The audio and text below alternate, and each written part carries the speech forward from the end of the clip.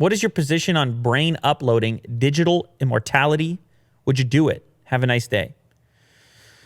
Whew.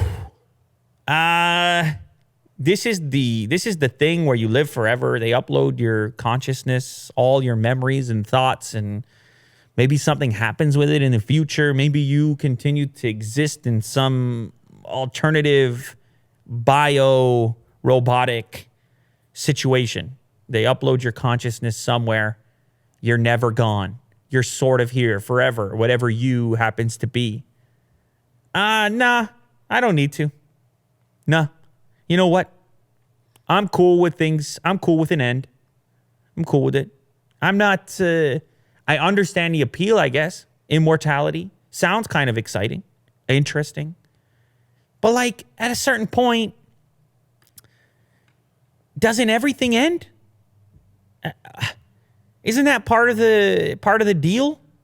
Like even having the experience that you have in life, all the various things that you do, you change.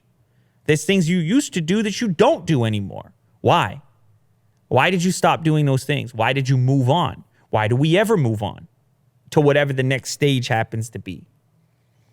You know, I think there's a lot of people that are trying to hang on to what's in front of them. And sometimes the grip with which you attempt to hang on is actually the thing holding you back. You know, we don't have the answers, Will. We don't know what we're doing or where we're going. The big questions, unanswered. So to stick around just because that's the known, it seems a little presumptuous. That like this is the thing and the only possible thing. I don't think I'm ready to upload anything. You know, I mean, maybe if there was some sort of a strong pull from family members or that was like, hey, imagine the document was there, kind of like a will. Like you're signing the document and it's like, will you be uploaded? Yes or no?